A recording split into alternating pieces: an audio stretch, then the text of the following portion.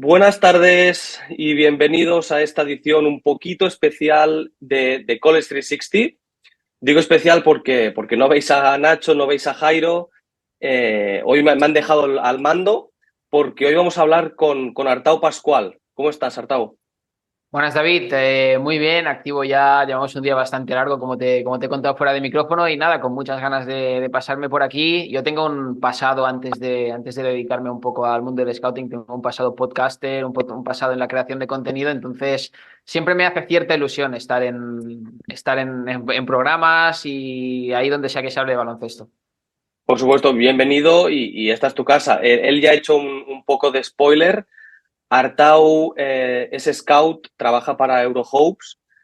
Y aparte de tener un amigo en común, estuvimos hablando durante la Final Four y desde entonces que hemos ido detrás de él para que venga un día, básicamente para explicarnos un poco la figura del scout y qué hace, ¿no? Porque muchas veces entendemos que son gente que están en la grada mirando a jugadores y tomando apuntes, pero queremos saber un poco más quién es esa figura, ¿no? Como ha dicho antes, yo recuerdo que como mínimo estabas en NBA en catalán. Sí. Y bueno, fundé una página web que duró como 5 años, que cerró este enero, si no estoy equivocado, que me dejaría bastante mal estar equivocado, que se llamaba Smashada.cat, y bueno, pues fue el primer y único medio de baloncesto exclusivamente escrito en catalán. Exacto, los fans de baloncesto aquí en Cataluña siempre tuvimos a Artau, le agradecimos mucho el trabajo porque era el único medio que él hacía en catalán. Pero bueno, para empezar, ¿qué te parece si nos explicas un poco un día, digamos, o cuál es el trabajo, si nos resumes un poco el trabajo de un scout?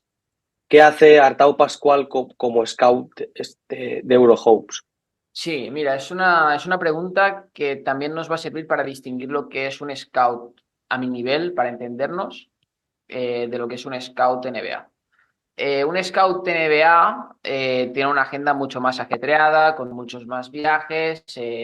Obviamente, pues el tipo de talento que debe detectar es, digamos, de un corte mucho más élite que el que me puede tocar identificar a mí. Y comparándolo con mi caso, por ejemplo, siendo el director de scouting de Eurohopes, evidentemente viajo a todos los torneos. Tengo una parte del trabajo que es muy parecida. Podríamos decir que todo el sistema de evaluación de talento, escribir reports, informes, es muy similar, obviamente abarcando yo un nivel de jugadores que van a ser prospects NBA, pero también abarcando jugadores un poco peores. Y luego, pues otra parte muy importante, que es el recabar información, que esto es lo que se suele hacer, sobre todo a través del teléfono, con llamadas, lo que sea, pero también es la parte principal por la que, al menos en nuestro caso, como trabajamos en Eurohawks, tratamos de ir a los torneos, porque es donde suelen pasar más cosas, donde sueles percatarte más de en qué punto están la evolución de determinados jugadores, en la situación mental de muchos equipos, agentes, lo que sea. Entonces, digamos que se divide en dos planos, ¿no? La trabajo en los scout, la detección de talento, y luego el saber filtrarlo y juntarlo con, pues, todas estas informaciones y absolutamente todo lo que rodea al jugador, que debes encargarte de recabar y ordenar y poner según tu criterio tú mismo. Vale. Esta es una de las preguntas que tenía apuntadas que creo que va un poco acorde con lo que has dicho. Cuando tú miras un partido de baloncesto por trabajo, digamos, obviamente, seguramente mirarás partidos por disfrute, pero tú vas a un torneo y miras un partido, ¿cómo de diferente es de lo que podría hacerlo yo o cualquier aficionado no scout, digamos? Un año y pico después, no te lo sabría decir porque ya lo he interiorizado como mi manera de ver partidos, cosa que a veces no sé si es bueno o malo. Por ejemplo, hablábamos del el componente fan. He perdido casi todo el gusto por ver partidos en directo. Si no estoy en el pabellón, ya trato de verlos lo máximo posible en diferido, cosa que te limita mucho este aspecto, aunque obviamente pues el baloncesto es mi pasión, ¿no? A todos los niveles. Mm, mi opinión es que estar en los pabellones. A ver, partamos de la base que tú un partido lo puedes ver tanto en directo como en diferido, ¿eh? Y lo puedes ver tanto en vivo como desde la pantalla. Entonces es algo que es accesible para todo el mundo. Pero estar en los pabellones te permite igual identificar dinámicas, comportamientos, evolución del cuerpo, que seguramente son cosas en las que sobre todo cuando evaluamos jugadores de 14 a 18 años, pongamos así, nos fijamos mucho en el mundo del scouting, que seguramente desde la pantalla no aprecias tan bien o no te centras tanto en estos detalles. Entonces, este es cuando voy a los partidos. Luego, para tratar de ver si el jugador, yo qué sé, si la bandeja con la derecha se le da peor que con la izquierda o lo que sea, lo puedo ver en pantalla. Pero trato de fijarme en esto, ¿no? En lo que desprenden estos comportamientos, un poco cómo está evolucionando, si me da mejores o peores sensaciones. Y esta es la verdadera riqueza y en lo que, al menos como entiendo yo el oficio de scouting, más te ayuda el estar en pabellones. Más allá de que obviamente, y esto me deja un poco mal, pero pienso que hay que decirlo, cuando estás en un pabellón hay muchos partidos que acabas no viéndolos y mirándote otras cosas o charlando con personas o lo que sea, ¿eh? Que es la otra parte importante de estar viendo un partido con quien sea o donde sea. Hablas de torneos y hablas de jugadores. Como he dicho anteriormente, nos conocimos virtualmente durante la Final Four de Phoenix de este año, pero ¿qué tipo de torneos son estos de los que hablas? Es decir, ¿qué nivel tú como scout vas a ver y para quién o Hmm. por qué vas a esos torneos? Nosotros trabajamos para universidades de División 1. Entonces, tenemos low majors, mid majors y high majors trabajando bueno, que tienen nuestro servicio contratado. Y a partir de aquí tenemos que fijar un poco las prioridades de torneos.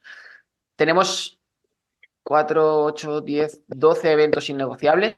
Son bueno, igual alguno más porque me estoy diciendo, pero son los 5 ANGTs. Tenemos que estar en los 5 ANGTs. Este año he podido hacer 4 de los 5 y un quinto lo ha hecho un compañero mío.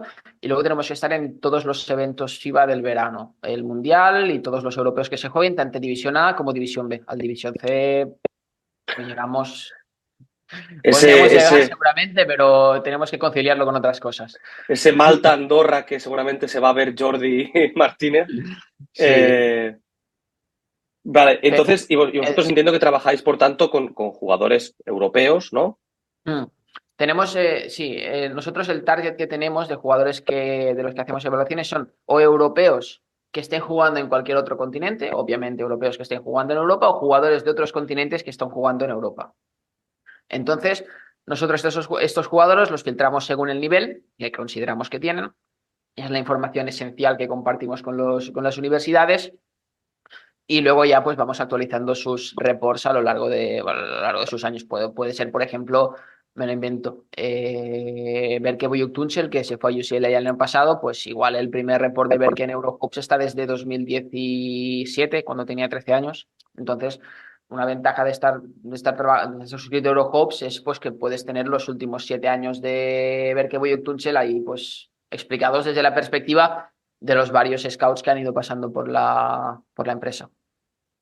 Y ahora que has dicho el caso no lo voy a saber pronunciar, pero el del turco de UCLA, ¿trabajáis, digamos, es decir, tú personalmente trabajas unidireccionalmente siempre hacia la universidad o con el jugador también? Es decir, pienso en ese caso, en el caso de decirle al turco de, mira, te vas a ir con Mike Cronin, es este psicópata y le explicáis o simplemente vais hacia Mike Cronin y le decís, mira, ¿te interesa este jugador o etcétera, etcétera?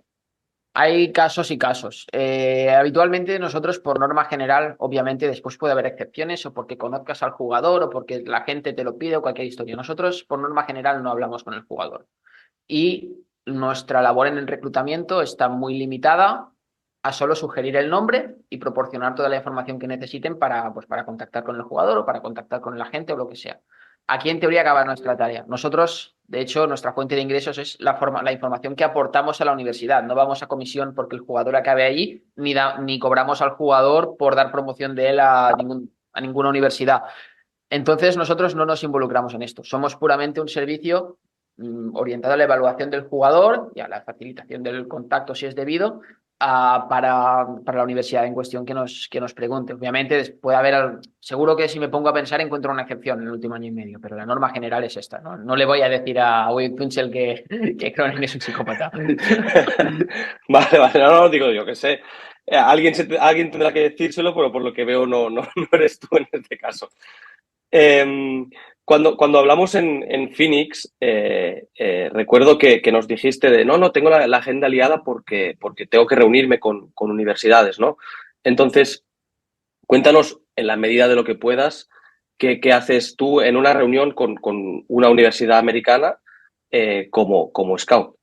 Ahora igual se os cae el mito, ¿eh? A ver, nosotros, específicamente yo cuando fui a Estados Unidos, que fue mi segunda vez, vamos a ponerlo en perspectiva. Yo voy el primer año y estoy un poco asustado porque no sé el approach que debo tener a los entrenadores americanos. Voy ahí y no sé si ellos van a la Final Four a celebrar, a trabajar, si va a haber más gente como yo haciendo lo mismo, lo que sea. Total, el primer año, por suerte, fui con un compañero que tenía un poco más de experiencia eh, y nos subimos a apañar para ver rápido el approach. Este año cuando nos pusimos en contacto, te voy a ser sincero. Yo voy a la Final Four a pasármelo bien.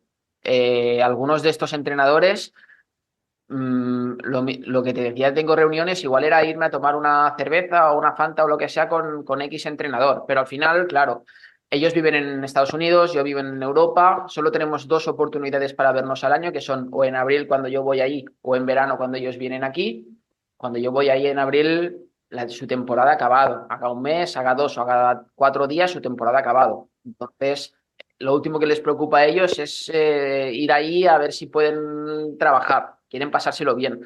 Vas ahí, tratas de construir la relación, que además ya llevas un año o lo que sea hablando con ellos por teléfono o tal, y después sí que cuando vienen en verano ya te centras más en trabajar porque ellos sí que vienen aquí a echar un ojo a todo lo que es internacional. Pero vamos, cuando estaba reunido ahí, no, claro, no te voy a decir a qué estaba reunido, pero que no eran reuniones, o la mayoría no eran reuniones explícitamente de trabajo, o se hablaba de baloncesto en un tono muy distendido. No había PowerPoint, ¿eh? No había. No había PowerPoint y no había libreta y boli. No, pero sí es verdad que esto, para añadir un poco, nos lo contó también Pedro García Rosado, asistente de Washington State actualmente. Él nos contó que los entrenadores van todos a la Final Four, pero por ejemplo la mayoría no se quedan a ver la final De ni les hecho, interesa. Es decir, van a construir estas redes y tejer estos contactos y a pasárselo bien también. de hecho, sí, yo me acuerdo que nos fuimos con Pedro ahí y ni él ni yo fuimos a ver los partidos en el pabellón. Bueno, en mi caso seguro fue la Wedge Party con asistentes de Santa Clara seguro y algunos más y había más Wedge Parties de estas organizadas. Al final es lo que hablábamos antes. Viven baloncesto las 24 horas del día. Cuando van a Phoenix a lo que sea, en general van a algo más y no van pensando en que es el lugar en el que pueden hablar con el agente del quien sea para reclutarlo para su universidad. No es el caso. Ujú, ujú. Y Interesante. si, perdona, y si yo fuera ahí a tratar de hablar de baloncesto y a darles la brasa con jugadores europeos, lo más probable es que el tercer año ya no hiciera falta que fuera. No, claro, te harían ir a otro momento y ya no me dejes la turra, ¿no? Sí, sí, sí. ¿Cómo estás viviendo tú personalmente? Ahora hay este debate de si es bueno o es malo que los jugadores europeos vayan a la NCAA a formarse. Desde España hemos visto recientemente declaraciones del Juventud directamente o de personalidades más de Twitter, digamos, quejándose y de que van allí por el dinero, etcétera, etcétera. ¿Cómo lo ves tú? Desde tu perspectiva, ¿cómo ves este cambio de visión de jugadores? Ahora hemos visto al base lituano del Barça, Jakulonis, Pucciones, sí, Puccionis, exacto. Ujú. exacto, y varios más que han decidido, es decir, jugadores top europeos que deciden ir a formarse a Estados Unidos en lugar de seguir en canteras europeas. ¿Cómo lo ves tú desde tu perspectiva y desde tu posición, por supuesto? Bueno, desde mi perspectiva profesional no me puedo quejar porque al final son más peces gordos en el mercado y más oportunidad de trabajar junto a Hype Majors. También es verdad que al final demuestra que la NCAA ha pasado de ser algo vocacional para muchos jugadores que iban y entendían la vida como ir ahí, estudiar, formarse y volver con un grado, a ser una oferta que puede competir con la de quien sea. Entonces, el concepto de amateurismo de la NCAA igual hay que ir reformándolo. Pero vamos, a mí me parece un proceso natural y lógico. La NCAA trabaja muy bien la exposición, son más proclives por narices, porque solo pueden jugar jugadores jóvenes ahí, y a dar minutos a jugadores más jóvenes, aunque a un freshman europeo siempre le vaya a costar por definición jugar minutos, pero yo lo vivo como un proceso natural. Y vi un tuit de Borja Fernández que me pareció muy acertado. Al final es un tuit que le podría haber puesto Pablo Navarro, Conrad Martínez, cualquier jugador que haya salido este año y que podría haberlo puesto perfectamente cualquiera de ellos. Entonces, ¿Te acuerdas para un mí, poco de lo que decía el tuit? sí, bueno, decía básicamente las razones por las que un jugador se iba a NCAA. Mencionaba el grado, mencionaba los beneficios que podía generar, mencionaba todo. Y Borja Fernández no es un ejemplo de NIL, ni mucho menos, ¿eh? No es un jugador que se ha hecho de oro ahí, pero para mí el trasfondo era absolutamente cierto. Y bueno, pues ahora hace falta ver cómo puede contrarrestar esto el baloncesto europeo. Supongo que habrá un momento en que se buscarán regulaciones. NCAA, creo que el Madrid ha salido bastante bien parado, por ejemplo, con el tema de Gordemin, llevándose 500, no sé si 550 o algo así, vaya. Eso, se habló de eso, ¿no? Mm, habrá que buscar regulaciones, pero evidentemente, al fin y al cabo, ha pasado de ser algo con lo que los equipos tenían que convivir a saber que es algo con lo que tienen que convivir, pero que además es ahora mismo, tal y como está montado, competencia directa con más aliciente económico. Por lo tanto, probablemente quien se quiera quedar a estos chicos jóvenes en Europa deberá hacer propuestas atractivas que incluyan pues playing time en el primer equipo pronto. Y a partir de aquí, Ujú, pues que el jugador valore, porque económicamente no van a llegar, no va a cobrar de Jacuzzonis 800.000 en el Barça nunca. ujú. Vamos, ahora mismo, no sabemos dentro de 7 años. No, no, no, por supuesto. Creo que es que es una muy buena posición y que lo has explicado muy bien. Recomiendo a toda la gente que vea esta entrevista que se miren las entrevistas que hemos hecho este verano con jugadores como Álvaro Cárdenas. La de Borja Fernández es súper recomendable.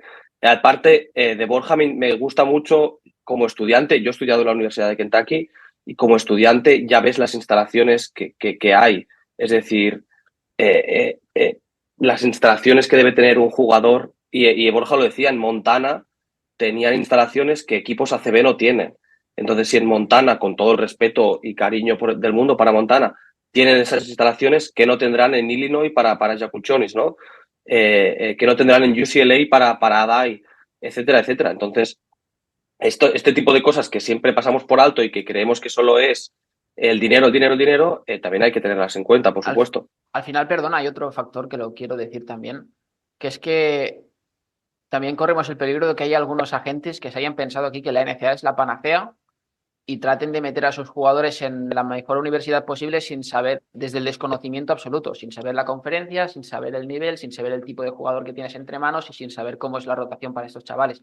Eso también ha pasado, jugadores que han estado en ECA el año pasado y que de repente hoy cambian de agente, porque se equivocó el agente que los metió en donde fuera. Entonces, también es un mercado que es muy goloso el mercado de NCAA, porque para ser agente tú ahí no debes tener ningún tipo de titulación y la comisión que te puedes llevar es del 20% como máximo, que es mucho más que lo que te puedes llevar estudiando y estando en NBA.